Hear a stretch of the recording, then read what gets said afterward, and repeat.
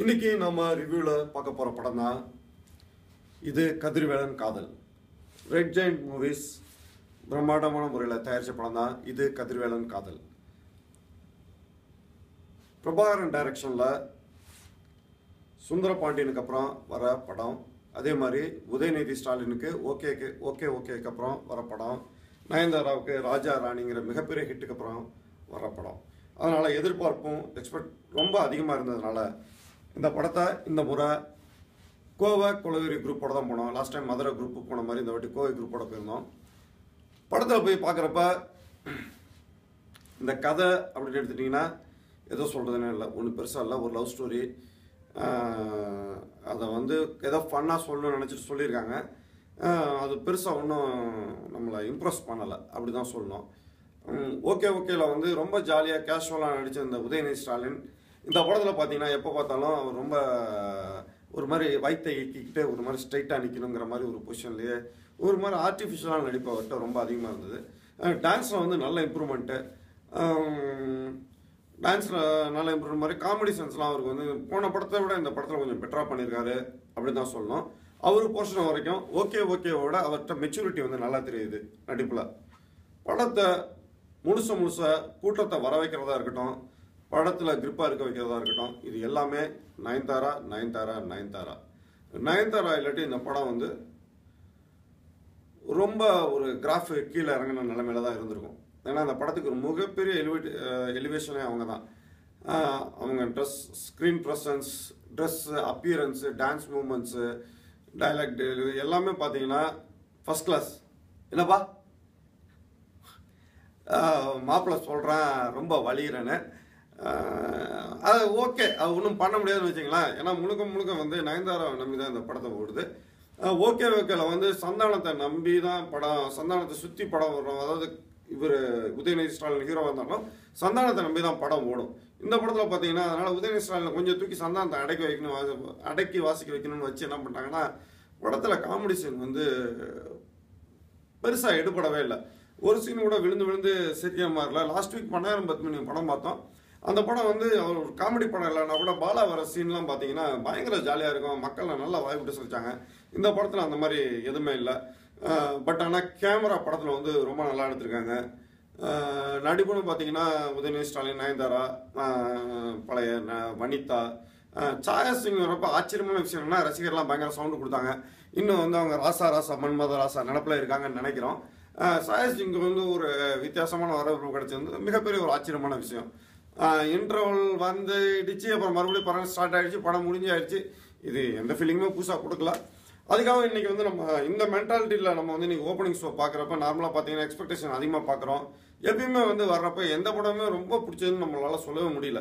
ஆனால் மறுநாள் பார்த்தீங்கன்னா படம் மெகா ஹிட்டுங்கிறாங்க. அதனால் இந்த படத்தை நம்ம ரிவ்யூ வச்சு நீங்கள் எதுவுமே கன்க்ளூஷன் வர முடியாது. ஏன்னா வெள்ளிக்கிழமை படம் பார்த்துட்டு அந்த குரூப் என்ன டிசைட் பண்ணுறாங்க, ஃபேமிலி ஆடியன்ஸ் என்ன டிசைட் பண்ணாங்கிறத பொறுத்து ஒரு படத்தோட தலையெழுத்தே மாறுது. அதனால் இன்றைக்கி நாங்கள் என்ன சொல்கிறோமோ அதை நீங்கள் பெருசாக மைண்டில் எடுத்துக்கோங்க. ஃபஸ்ட்டு ஷோ பார்க்குற மக்களுக்கு உண்டான சாட்டிஸ்ஃபேக்ஷன் இருந்துச்சு அப்படின்னு கேட்டிங்கன்னா படத்தில் இல்லை. பட் அதுவே ஒரு படத்துக்கு தீர்ப்பும் ஆகிடாது. ஏன்னா சில பேர் ஒரு சில ஃப்ரெண்ட்ஸ் படம் பார்த்தாங்கன்னா சொன்னாங்க மக்கள் படம் ஜாலியாக தான் இருந்துச்சு, உங்களால் நீங்களாம் படத்தை என்ஜாய் பண்ணவில்லை, ரிவ்யூ கிரிட்டிசைஸ் பண்ணுங்கிற ஆங்கிலே பார்த்ததுனால உங்களுக்கு படம் பிடிக்கல, எங்களுக்கெல்லாம் படம் பிடிச்சதான் இருந்துச்சுன்னு ஒரு குரூப் சொல்லவும் செய்ய தான் செஞ்சாங்க. ஸோ அதனால் 2 விதமான மிக்ஸ்டு ரிவ்யூஸ் இந்த படத்தில் இருக்குது. நம்ம யூஸ்வலாக என்ன ஜில் ஜங் ஜக் அப்படின்னு 3 கேட்டகரியில் படத்தை பிரிப்போம்.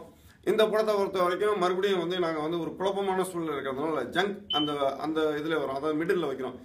ஜில்லும் கிடையாது, ஜக்கும் கிடையாது, ஜங்குங்கிற இதில் வைக்கிறோம். இந்த படத்துக்கு கண்டிப்பாக ஜக்கு கொடுக்கணும் அப்படின்னு நாங்கள் ஒரே விஷயத்துக்கு நினச்சோம்னா அது மியூசிக் தான். ஆனாலும் இன்னொரு ஃப்ரெண்டு சொன்னாப்புல மியூசிக்கில் ஆரிஸ் ஜெயராஜை திட்டாத. ஏன்னா அந்த காலத்தில் தேவா சார்லாம் படம் மியூசிக் போட்டார்னா இது இளையராஜா சார் படத்துலேருந்து இந்த படத்துலேருந்து காப்பி அடித்தாங்க, அந்த படத்துலேருந்து காப்பி அடித்தாங்கன்னு சொல்லுவாங்க. அதனால் படம் ரியலாக பாட்டு யார் கம்போஸ் பண்ணாங்களோ அவங்களுக்கும் ஃபீலிங்காக இருக்கும், ரசிகர்களுக்கும் ஒரு ஃபீலிங்காக இருக்கும். ஆரிஸ் ஜெயராஜை பொறுத்த வரைக்கும் அவர் யார் படத்துலேருந்து காப்பி அடிக்க மாட்டார், அவர் படத்துலேருந்தே காப்பி அடிப்பார்.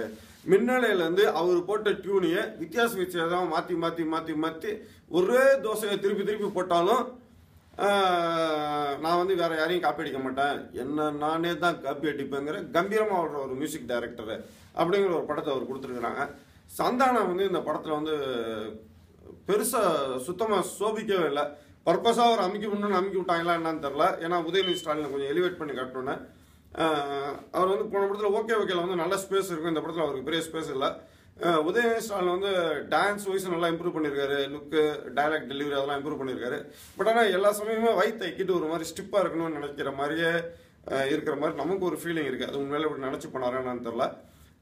But Nayanthara screen presence ultimate. பிரபாகரனுக்கு வந்து சுந்தரபாண்டியன் வந்து ஒரு மிகப்பெரிய ஹிட்டான படம். அந்தோட சாயல் இந்த படத்தில் எதுலையுமே இல்லை. அவர் தான் டைரக்ட் பண்ணாரா அப்படின்னு ஒரு சந்தேகம் வந்து எல்லாருக்குமே வருது. ஏன்னா எந்த சீன்லேயுமே ஒரு ஈர்ப்பாக நம்மளை வந்து சீட்டில் எஜ்ஜில் உட்கார வைக்கணும் அப்படிங்கிற ஒரு எந்த திரைக்கதை ஒரு ட்விஸ்டிங்குமே ஒரு இன்ட்ரெஸ்டிங்கான எதுவுமே வைக்கல. அதனால் அந்த படத்தை பார்க்கலாம், தேட்டரில் போய் பார்க்கலாமா வேணாங்கிறது நான் உங்களோட முடிவுக்கே விட்டுறேன். எங்களை பொறுத்த வரைக்கும் ஃபஸ்ட்டு டைம் வந்து இந்த படம் என்னென்னா எக்ஸ்பெக்டேஷன்ஸோட போகிறதுனால தான் நிறைய படத்துக்கே பிரச்சனை. இந்த படத்தை வந்து ரொம்ப நம்பி போனோம். அதனால் எங்களுக்கு கொஞ்சம் வருத்தமாக இருக்க ஒழிய நாளைக்கு வந்து படம் பார்க்குறவங்க வந்து பிடிச்சிருக்கலாம், இது ஃபேமிலி என்டர்டெய்னர் கூட இருக்கலாம். ஸோ அதனால் எங்களோட ரிவ்யூ வச்சு இந்த படத்தை எப்படின்னு நீங்கள் டிசைட் பண்ணாதீங்க. நீங்கள் தேட்டரில் பார்த்து முடிவு பண்ணுங்கள். பாட்டு ரொம்ப சுமார் ரகம், ஸ்டண்ட்டு காட்சிலலாம் படத்தில் ஒன்றுமே இல்லை. உதயநிதி ஸ்டாலின்கள் நாளைக்கு சிஎம் ஆகிற ஆப்ஷன் நிறைய இருக்கிறதுனால ஃபர்ஸ்ட் எடுத்தோடனே வந்து ஓப்பனிங் சாங் வச்சு வர்றதான் நல்லது. அவருக்கு ஓப்பனிங் சாங் இல்லாமல் ஓப்பனிங் சாங் சந்தானத்துக்கு வச்சுருக்காங்க. அது என்ன புரியல. இந்த படத்தை சொல்கிறப்பயே வந்து போன வாரம் அப்படின்னு ஒரு படம் தெரியாதனமாக பார்க்க வேண்டிய சம்பவம் ஆகி போச்சு நமக்கு. படத்தில் யார் நடிச்சிருக்காங்கன்னா நம்ம தம்பி ராமையா. படத்தை பற்றி ஒரே வாயில சொல்லணும்னா தயாரிப்பாளர் சங்கம்லாம் தேட்டரு வந்து சின்ன படத்துக்கெலாம் சின்ன பட்ஜெட் படத்துக்கெலாம் கொடுக்க மாட்டாங்கன்னு சொல்லிட்டு போர்க்கொடி பிடிக்கிறாங்க. உண்மையிலே தயாரிப்பாளர் சங்கம் என்ன உண்மையிலே பண்ணணும்னா இந்த படத்துக்கெல்லாம் தேட்டரு கிடைக்கணும் அப்படின்னு போராடுறத விட இந்த மாதிரி கதைக்கெல்லாம் தயாரிப்பாளர் எப்படியும் சிக்கிடக்கூடாது அப்படின்னு போராடினாங்கன்னா தயாரிப்பாளர் வந்து கண்டிப்பாக காப்பாற்றிடலாம். இந்த தயாரிப்பாளர் நினச்சா எங்களுக்கு ரொம்ப பாவமாக இருக்குது. தம்பி ராமையாவெல்லாம் ஒரு மெயின் ஹீரோ சப்ஜெக்டாக மெயின் ஹீரோவாக நினச்சிக்கிட்டு இப்படி ஒரு சப்ஜெக்ட்லாம் எடுத்து ஏன் காசை கரியாக்குறாங்க அப்படின்னு தெரியல. அதுக்கு பதிலாக 4 அனாதை குழந்தைங்களுக்கு ஒரு அன்னதானம் பண்ணாங்கன்னா அவங்களுக்கு புண்ணியமாவது கிடைக்கும். அது மாதிரி ரசிகர்கள் காசும் வந்து மிச்சாகும்.